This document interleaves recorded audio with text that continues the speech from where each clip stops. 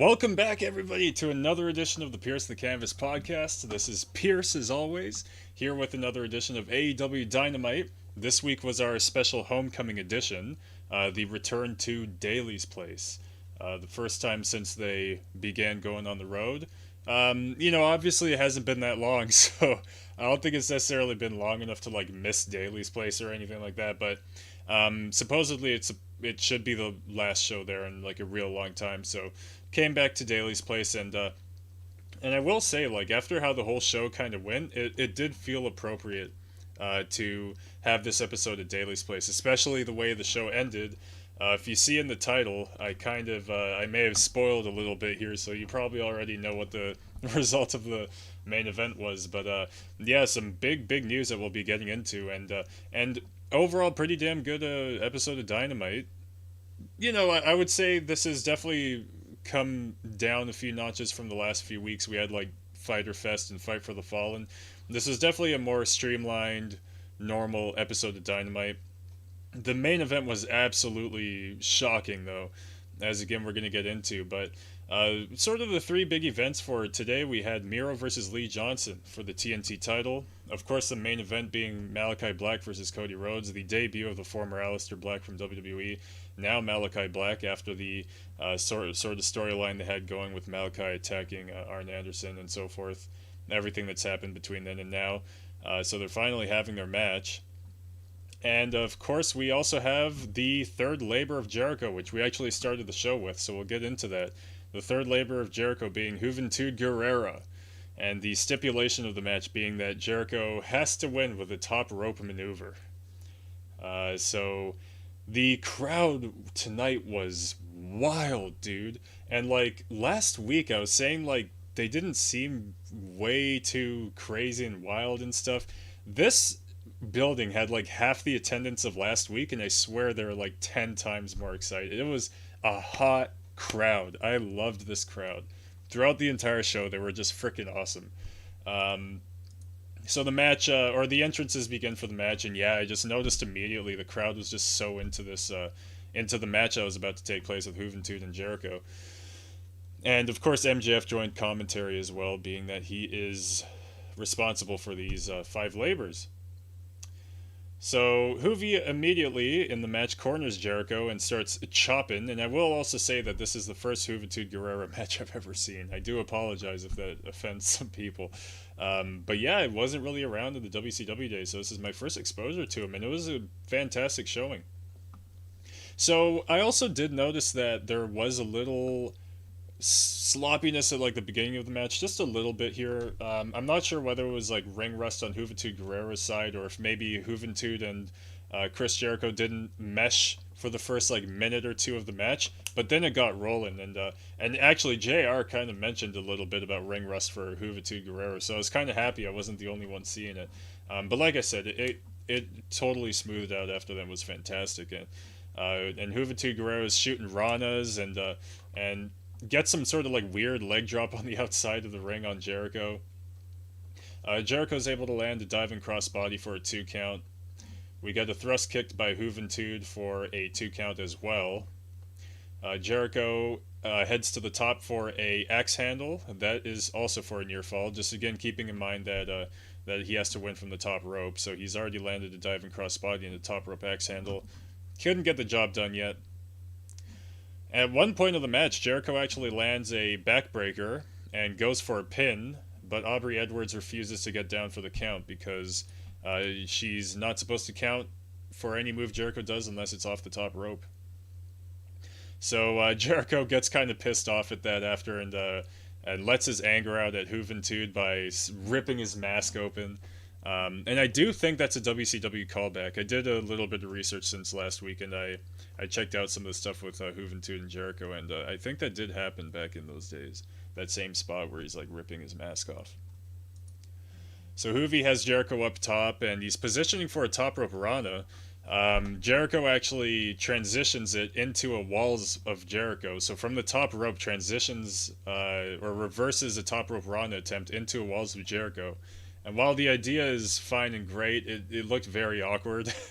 But the idea is what counts, right? It was a cool little spot, very unique.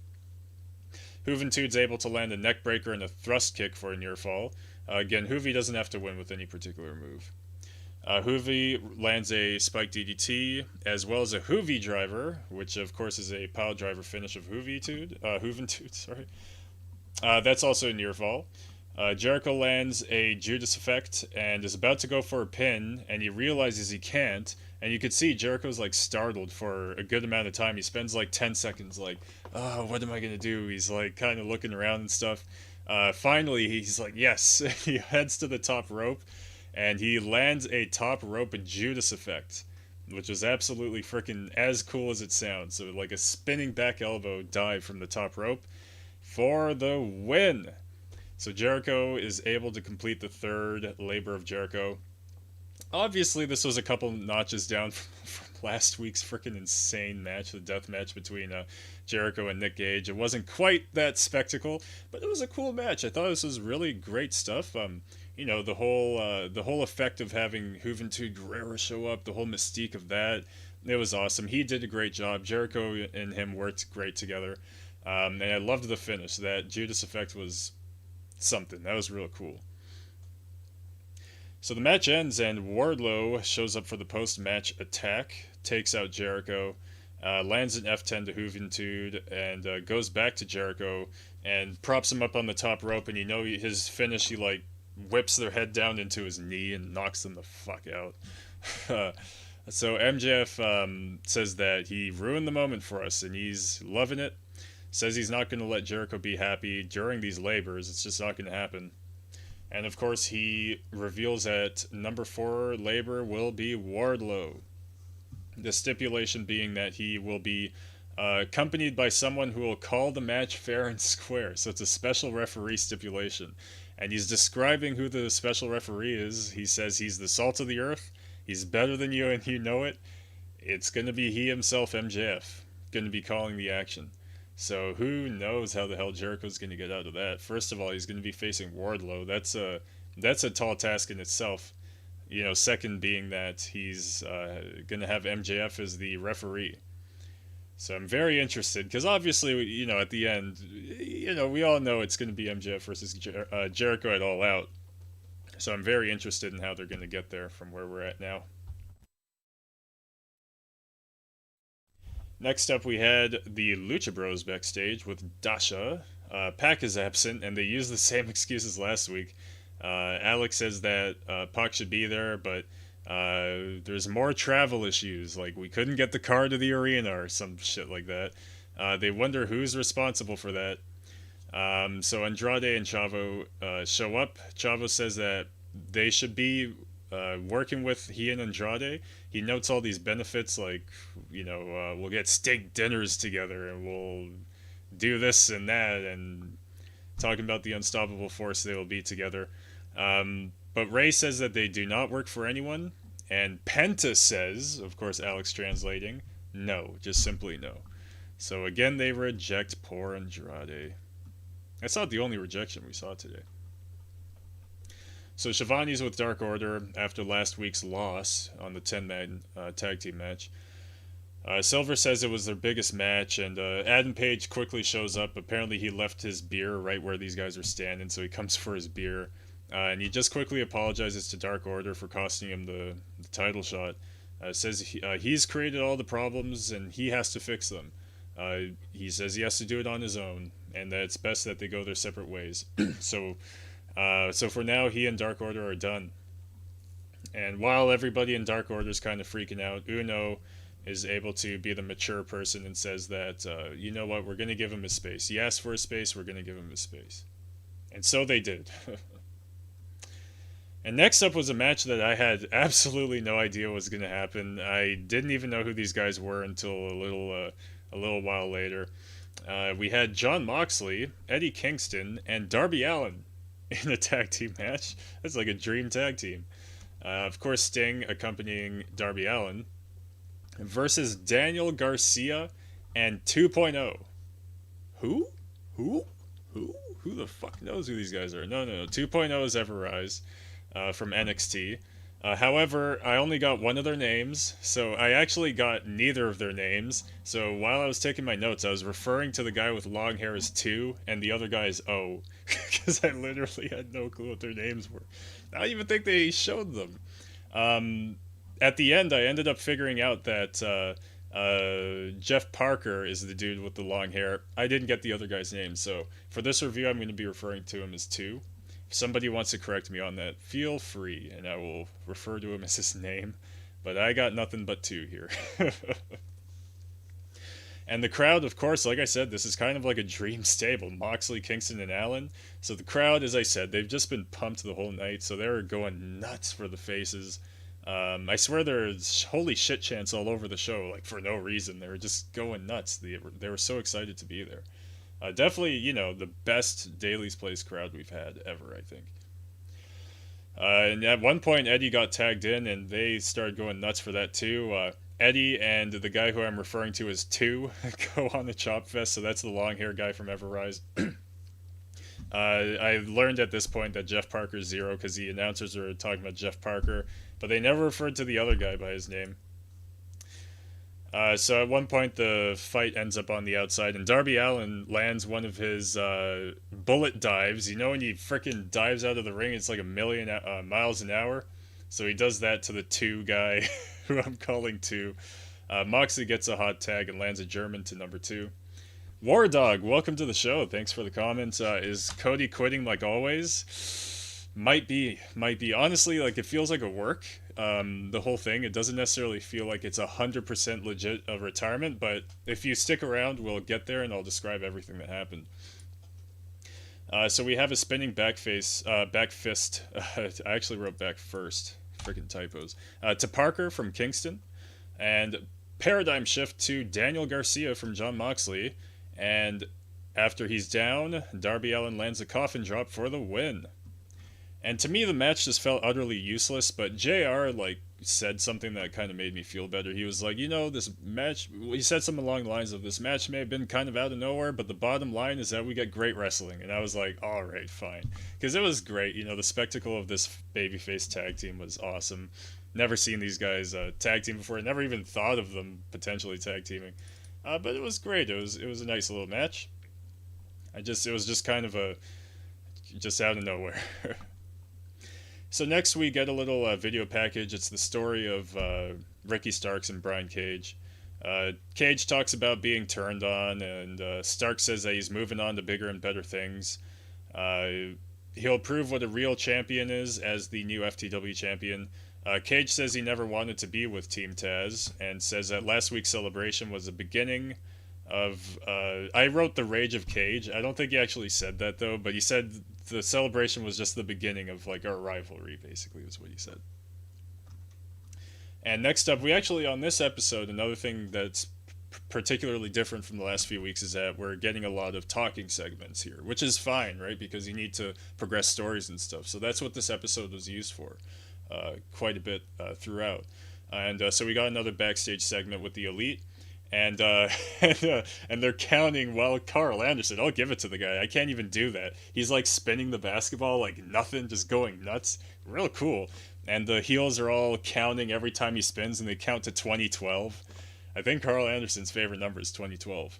And hey there, War Dog. I hope they signed Juventud. It would be sick to see more of him. Honestly, it really would be. He was sick. I don't even know if he's had wrestling matches for the past few years, but he did a great job.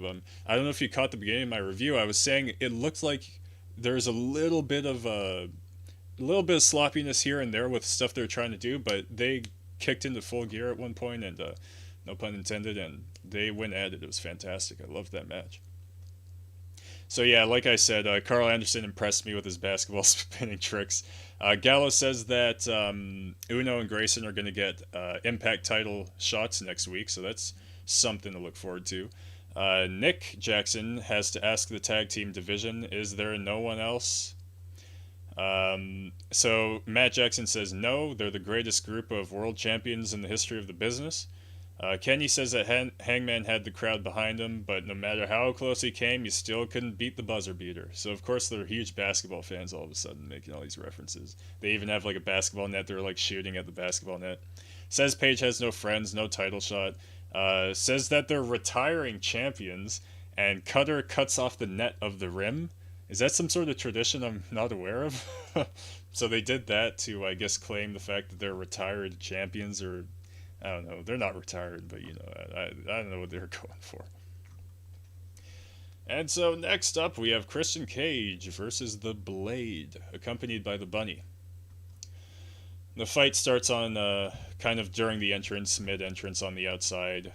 Christian able to get up top for a dive attempt, but Bunny actually tries pulling them down. Layla Hirsch came for the save, because later on we're getting Layla Hirsch versus the Bunny. Christian's able to land a reverse DDT for a near fall, lands an outside dive on the Blade. And hey, I'll hit up your question real quick, War Dog. Do you think Hangman leaving the Dark Order to join Jay White? Oh man, that's very possible. You never know. It's inevitable that Jay White's going to show up to AEW. Like, let's not beat around the bush here. So it's very possible they're going to have to come up with something big for him, because he's objectively a big star. Yeah, I hate to say, but I'm not a big fan of Jay White's in-ring work, but he's a great character, and and yeah, I'm sure AEW is going to plan something big, so I wouldn't be surprised if they did something like that. And so in the match here, Christian with a middle rope uppercut, he's able to land his signature mid rope uppercut. Christian attempts a spinning DDT. Blade is able to reverse and lands a power slam for a near fall. And for the final spot here, Blade pulls out the brass knucks, as they've been per tradition for Blade's matches for the past 2 months. Christian is able to land a spear, though, quickly for the win. And I guess that match, really, the whole purpose of it was to get Christian to the number one contender spot, because he was one win away from that spot. And so I guess it's inevitable at this point that we're going to get the Kenny Omega Christian Cage match. I do not want this to main event the pay-per-view. That would, no, man. It's just not a pay-per-view main event caliber match whatsoever. If it has to happen on the pay-per-view, I'm sure that CM Punk will probably be the one to main event. They're probably going to not even close the show with the world title if that's really the match we're going to get on the pay-per-view. I don't have a problem with Christian Cage versus Kenny Omega. I'm sure that'll be a great match. It's just that there's so much more you could do for a pay-per-view main event. No, man, I don't really want that. But as a match, I think it will be great. If it happens on the Go Home show for All Out, fucking awesome. I'm down. And then perhaps they could give us a different match for the pay-per-view. But I don't know. Pay-per-view main event, I don't know about that. Captain Charisma shouldn't be number one contender right now, says War Dog. I don't want the match right now. It better be Punk. You see, yeah, I don't think Punk's going to get the title shot just because of the traditional, AEW really wants to build people up in the rankings before throwing title shots at them. But you can make arguments. I'm pretty sure Jon Moxley, Eddie Kingston. I don't think Eddie Kingston was number one contender when he main evented Full Gear. Unfortunately, yeah, I'm not too sure what they're going to do for the main event of All Out right now. But Punk will be there. Punk will be there, and he'll wrestle. I do think. I'm not confirming anything, obviously, but I'm quite certain. I just know that I don't want Christian versus Omega in the main event of a pay-per-view. That just sounds like a bad idea. So we had a quick little exchange in the promo package between Proud and Powerful and FTR. Last week there was a terrible accident. I was right. I was reviewing the show last week, and I was just saying, I think I saw, and hell yeah, I did see it right. Cash got his arm cut up, fucking things open 6 inches wide, and he's pouring blood out. Just a nightmare situation. He is okay, though. He's fine. But that's basically the story of this promo package. Dax says they almost killed his best friend, left him in the pool of blood. Says that, regardless, death can't stop him. And Proud and Powerful basically just say that this rivalry is far from over. So we are going to get the complete match, which I want. I want to see these guys really, have the full 15 to 22 minute match they deserve. If you want eyes on AEW, it's got to be Punk. You're absolutely right. Absolutely right. Yeah, as far from a booking standpoint and as far from getting eyes on the product, you are absolutely right. That's the best thing to do. Tony Schiavone introduces Britt Baker, DMD. Tony asks her about being in Jacksonville.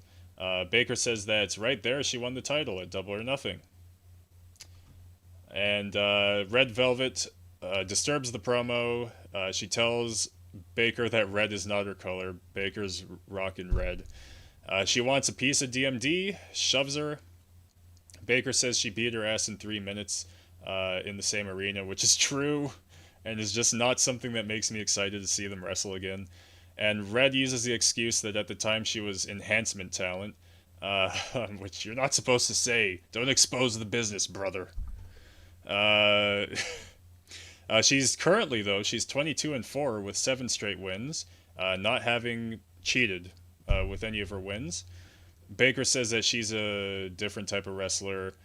She's Britt Baker, DMD, the world women's world champion. Says if Tony Khan approves, they'll have a match in Pittsburgh for Rampage's TV debut. Baker offers a shake, and Velvet kicks her hand away. Rebel attempts an attack to swing the crutch at Red Velvet. She misses, and Baker just takes her out, just knocks her the fuck out. So they didn't do much to build Red Velvet as a possible contender for me whatsoever. Do you think DMD is boring? I want them to take the belt from her. You know, I see where you're coming from. When she was first beginning in AEW as a babyface, absolutely. I couldn't stand the sight of her. When she turned heel, she really started to impress me, and I loved her promos. But I could agree that now she's kind of streamlined and back to just, you know, not the most interesting champion right now. Can she kind of get out of that, reverse that, and, you know, become interesting again? Well, it comes like the question is it her fault? Because also, like, unfortunately, the AEW women's division is just still like, you know, you know. So it's not totally Baker's fault that she can't be insanely entertaining because there's just not enough women to put up against her to get us interested. You know what I mean? So it's like on one hand she's not as exciting anymore, but unfortunately, it's just the whole women's division's kind of dried out right now, in my opinion. I just don't know of many contenders. Obviously, we're gonna get the Thunder Rosa. We're gonna get that again. We're gonna get another Baker Rosa match. My bad, but just until then, yeah, I'm kind of with you. So Andrade and Chavo are with Dasha. Chavo says that they found someone who will work for them, and they pull over Fuego del Sol, my favorite character on the Sammy's vlog. The stuff with him and Dustin Rhodes kills me every time. Chavo needs him to shine Andrade's shoes, so that's what he'd been hired for. Fuego's like, "What the hell, man? You didn't tell me this before." So he's kind of like, "What the fuck?" So Fuego kind of refuses. So Andrade takes him out, starts throwing him into this like garage door. Chavo says that he needs to shine Andrade's shoes. Says to Penta and Ray that they'll never be champions if they don't join. So you ask, are they waiting for the right girl? I hope so. We'll see. Actually, hey, going back to that real quick, you know, rumor mill alert, but I'm hearing a lot about Ruby Riott joining AEW possibly. So if that happens, I would love to see, you know, I'd love to see her have some matches, and you know, possibly have a nice program with Baker. It could happen. And Fuego got killed there. So Tony's with Hangman Page at this point. He's quickly distracted by the Elite. Not Kenny.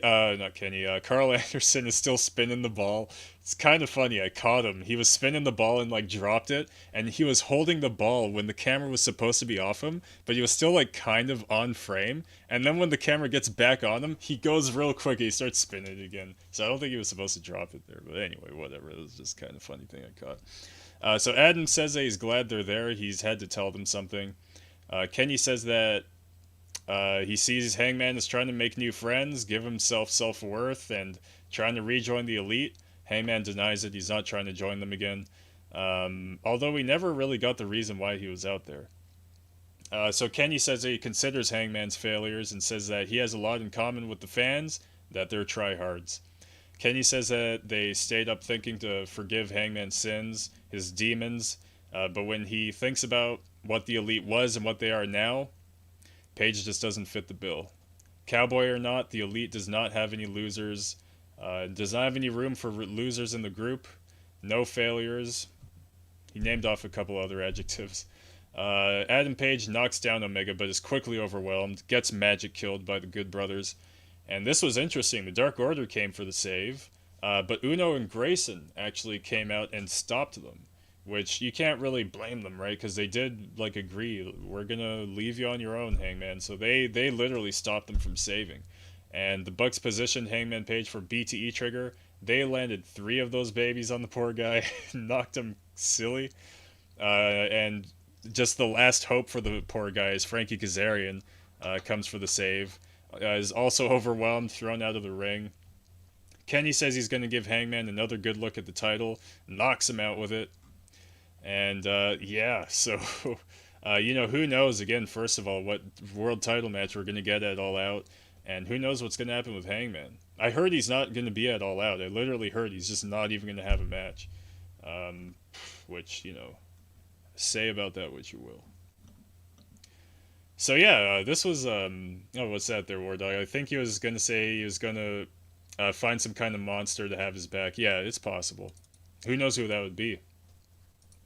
So yeah, this I'm kind of a fan of, because this whole Dan Lambert thing when he got blacked out by Lance Archer was pretty hilarious. So we see Lance Archer and we see the whole thing where he did his blackout to Dan Lambert. So then we cut to Dan Lambert, and he's cutting a promo in like a backstage kind of segment. Says that what hurts more than the blackout is the truth. Says he's going to show up next week with backup. So we're going to hear Dan Lambert run his mouth again next week, which was pretty hilarious last time, so I'm down for that. So we have now one of the big matches, I guess, of the show was Lee Johnson versus Miro for the TNT Championship. So Lee Johnson has made his way up to championship contendership. He was one of those early just jobbers, jobbing, like, 0 and 25 kind of dudes. So it's cool to see, he's racked up some wins, couple wins on Dynamite, bunch of wins on Dark and Elevation. So he's brought himself up to title contendership. So good for him, and good on AEW for being able to build stars. Was he able to get the job done though? So Miro has new music actually, and he's really going all in on this God's favorite champion thing. He has it as his like Titantron and everything. Johnson immediately is taken out by Miro. Miro looks like he's been hitting the coke lines pretty much. Johnson's immediately taken out by Miro. Miro catches a crossbody attempt, slams down Johnson, attempts a game over real early. I guess that's the name of the move, right? But Lee manages to escape ringside.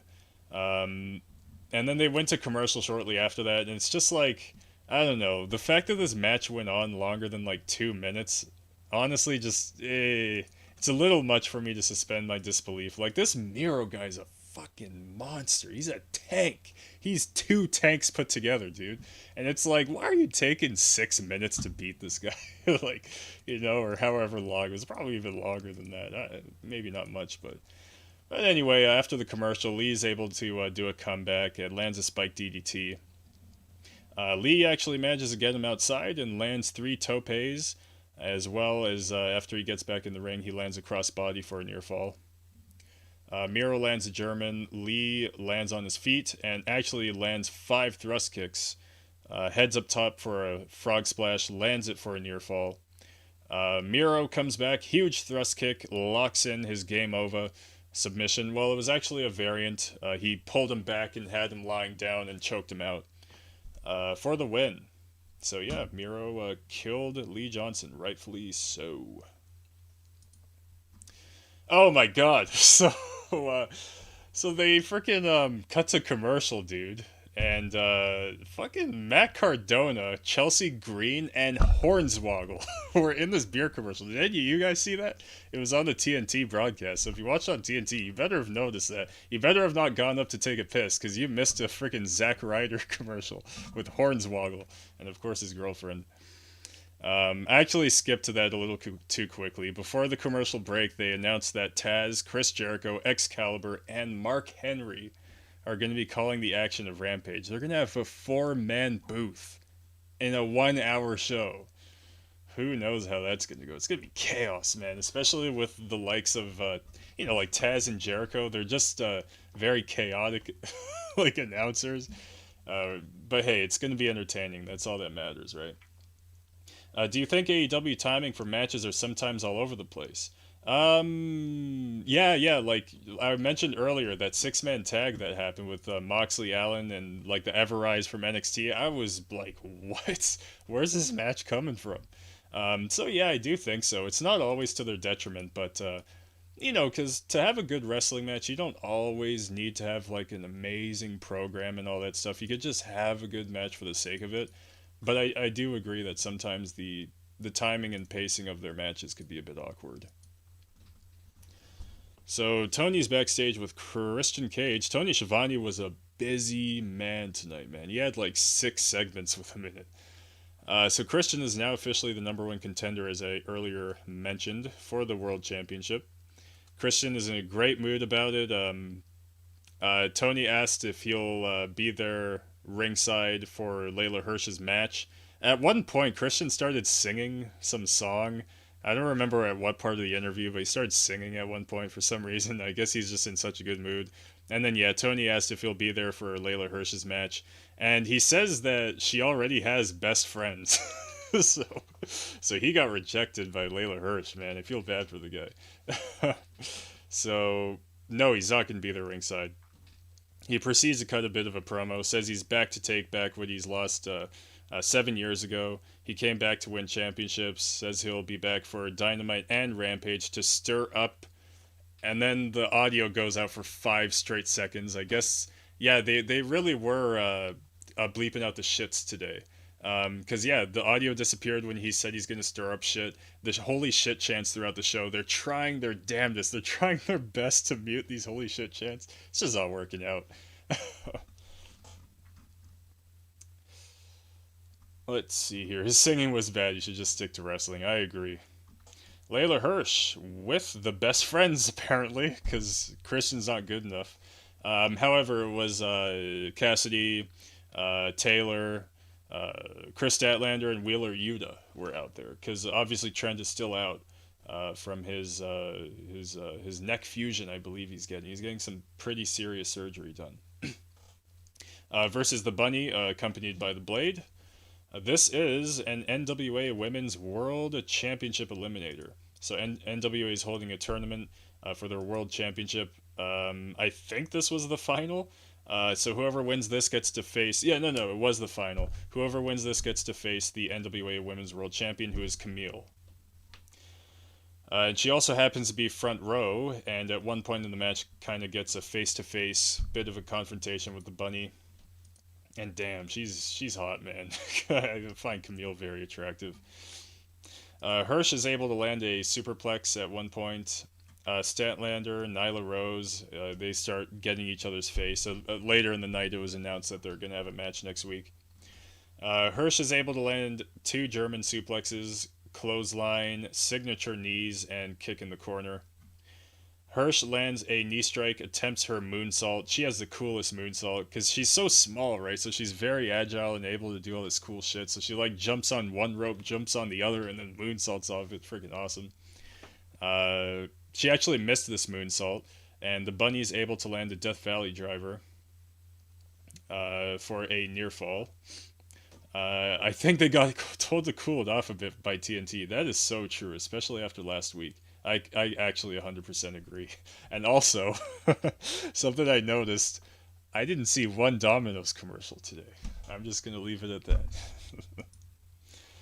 that. So after Bunny lands a Death Valley driver, that's a near fall. Hirsch locks in an armbar, kind of struggles with it. They kind of roll around in different positions with the armbar until she's able to really lock it in for the tap, and she wins. And I'm very happy because I love Layla Hirsch, man. Like, I love her work.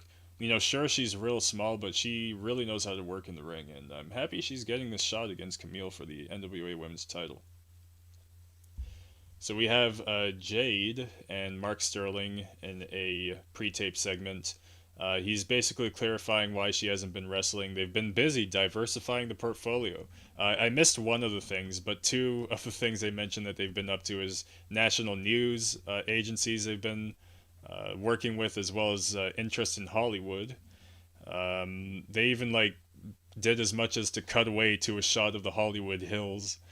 They made the Jade brand successful. Jade says that she does whatever she wants, and I think she said she's gonna have a match on Elevation. I'm pretty sure, and she said that's because I'm that bitch, because that's what she says. The Domino stuff made me want Dominoes. It worked exactly. Dominoes. I'm gonna be honest. They're kind of just like being little bitches about the whole thing. It's free freaking publicity, man. Like, I don't know if you should push back at free publicity. In my opinion, I don't know. They should have handled that differently. And then Blue Ribbon, the other pizza company, was like, "Hey, we'll hop right on board if Domino's leaves." So yeah, next week we're gonna have Jericho versus Wardlow on the fourth Labor of Jericho. We'll have Chris Statlander versus Nyla Rose, as I mentioned before. Good Brothers versus Uno and Grayson for the Impact Tag Team Championships. Baker versus Red Velvet will take place the following Friday at Rampage, which I will be here to cover. And now for the match we've all been waiting for. Holy shit. Malachi, the former Alistair Black, versus Cody Rhodes. And the first thing I thought was, what's his theme song going to be? It better be good, because if you don't know, I don't like any of the AEW in-house theme songs. I almost can't think of one that was good, in my opinion. You know, we'll name 10, 20, 30 different things that AEW has over WWE, but I think WWE's in-house theme songs, at least they were better. Maybe not anymore since CFOS left.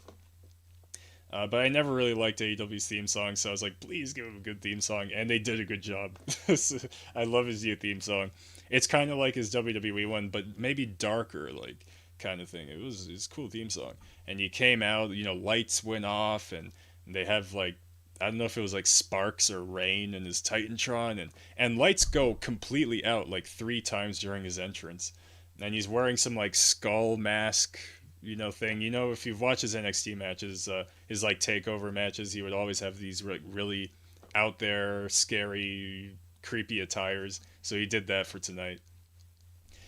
And the bell rings, man, and holy shit chants all over. There's only 2,500 people in this arena. It sounded like a packed, or I should say amphitheater, because it's not an arena. It sounded like a packed arena, but just this little amphitheater with 2,500 people. It was shaking. These guys are doing holy shit chants just because the bell rung, and it's holy shit bleep. Like, TNT's not quite getting it on point. So holy shit chants bled through all the attempts to block it out. So we had a leg sweep and a single crab by Black until Cody's able to find the rope. And the crowd is just deafening for Malachi Black. Like, hardly anything has happened. These guys are freaking out. He's like the biggest star in the company, and he's not even had or finished his first match here. It's like ridiculous. So Cody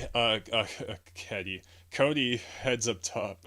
Malachi just kicks him down. He flies off and falls through the timekeeper's table, and then more holy shit chants, and poor TNT couldn't block them out. Black, gets him back in the ring, picks up Cody. Boom! Black Mass takes his ass out, just puts his foot on his chest, pins Cody. This is like a 3-minute match. He fucking buried Cody Rhodes here right in front of our eyes. Oh my gosh, it was like crazy. And I noticed it was 9:52. There's still like 8 minutes left of TV time. I was like, what are we gonna do here? We're just gonna watch the announcers chit chat for like 8 minutes? War Dog, Black versus Pac would blow the roof. Oh man, Black versus like Penta versus Kenny Omega versus so many people. Darby Allin, like, oh my gosh, they're gonna have some amazing stories to tell with Malachi Black. And this is just the beginning. So yeah, man, like they knocked out Cody Rhodes in like 3 minutes, and Malachi just split. He's like, all right, my work here is done. He just heads to the back. And everybody's shocked as hell. However, like, the crowd was pretty mixed. Like, some of them were, kind of sympathetic. Some of them were loving it. They were just drinking it in, like, starting to do the goodbye, the no. They're doing that. I could hear that happening. I'm like, damn, man. So anyway, Cody's knocked out, and Tony Schiavone plays Joe Rogan interviewing a knocked out man. Goes in the ring, and, Cody's able to get himself up, though, and says that legacy's a funny thing. He got in wrestling at 15, and he was originally a referee, just wanted to be champion. Fresh Corn, welcome to the stream, brother. This is a perfect example of how to build a match, build a star with one match. Dude, I've like never seen that before. It's really incredible. So Cody says that goals change and time flies. And like I said, it's just like mix of chants and boos for Cody, or cheers and boos. He supports himself with a crutch to get up and leaves it in the corner. Cody thanks Tony Schiavone, says that he fired them, they weren't gonna fire me. So he's talking about WWE because he left WWE. It wasn't a thing where WWE released him. He left. So it's basically what he was referencing there. Talks about meeting the elite, and he's just going over his career, right? So it's already looming. Like, is this a retirement speech? And so it says he remembers being laughed at when they claimed to be the Revolution. Cody says it's no longer an alternative. They're competition. That's a pretty big statement. Because I think they always claimed otherwise, that they're an alternative. They're not competition. But Cody laid it down. I don't want to hear it again from anybody. I'm not going to take it if they say we're not competition. Fuck off. You already said you're competition. It's too late. You can't draw back on that one. So they set the table, and now it's about time he lets new people eat. His face has been on everything. He's been extremely lucky with his run.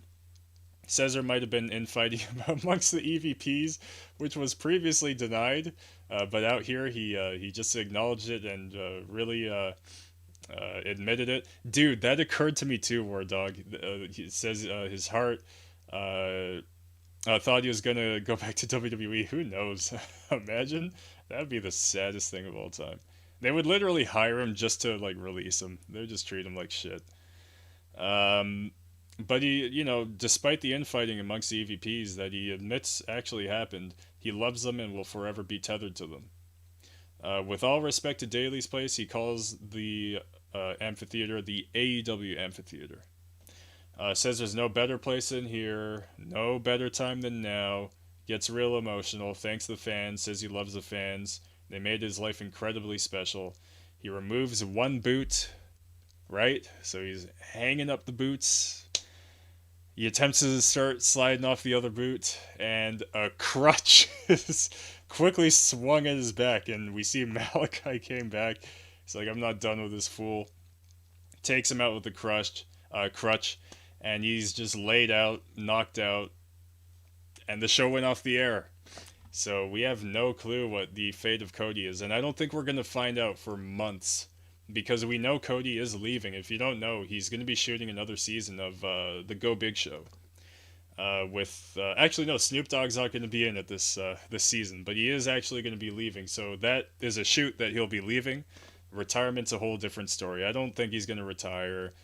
It'll probably be a bit of an extended leave. Like we might even go as far as like next year without seeing him or something like that, because I'm seeing here we're in the 8th month. There's only really 4 months left in the year, right? So I wouldn't be surprised if for 4 or 5 months he's gone and then just comes back. But yeah, so really the fate of Cody is completely unknown. We don't know if he's really going to be retiring. I say no, especially symbolically. He was slipping off one boot. He never slipped off the other, right? That matters, because that means he didn't hang up the boots, right? So yeah, freaking really shocking end to this show here. I didn't think the end of the show could really top last week in terms of shock factor, and maybe it didn't, but still, I think that this was a really great way to have done this. They really built Malachi as an absolute killer who's going to go off and just do amazing things in this company. I'm really excited to see where he takes it. And War Dog mentions that he thinks he's taking a break, and it's the kid as well. That's absolutely right. And clearly Cody is like just over the moon about being a father, right? So I'm sure he wants to just spend time being a father for a little while. Every single time, like I listened to all the interviews, like he did a one of those like public interviews the other day where different like news people call in and ask him questions, and they ask him about like being a father. Every time he even talks about being a father, you can hear him like crying in his voice. He's just like so honored to be a father. So I do really think that That's a big part of what his absence will be about. Um, so yeah, again, I don't think he's retiring by any means. Um, you know, I just really don't think that's going to happen. I'm sure he'll be back. It's just goodbye for now, I suppose. And that was the show. I'm really, really excited for what's to come. The next weeks are going to be some of the greatest weeks in wrestling in the last 2 decades. So please stick around, keep watching AEW. It's going to get freaking awesome. August 8th, the second episode of Rampage. Sorry, 20th, the second episode of Rampage. We're going to see CM Punk. It's just going to be friggin' awesome. So keep watching AEW. Keep tuning into the stream because I'll be here to cover everything. Fresh Corn says Black Mass is going to be the most protected finisher in the company. It better be, dude. It has nothing on the one-winged angel, in my opinion. He's doing what his dad couldn't do when he was born. War Dog, you're bringing some really good points to the table. Yeah, absolutely, I agree. I do think that that's a big part of his motivation here. But I don't even think he wants to be retired the whole time. For the whole life of his child, right? It's not like he's never like the kid is never going to see him wrestle ever. Yeah, he's not gone for good. I just don't buy that. But it's just really a matter of how long he's going to be gone. And I personally, I like Cody, man. He's a great addition to the show, and it's going to kind of suck if he's gone for like 6 months, which very well could be the case. But yeah, that's pretty much it for now, guys. That was AEW Dynamite from August 4th, 2021. Big show here, the homecoming edition. Next week we'll be back twice. Wednesday night for Dynamite, Friday night for Rampage. Thank you so much for watching the PTC podcast. Thanks for watching me as your coverage for AEW. Return next week. Don't forget to subscribe. Take care, everyone.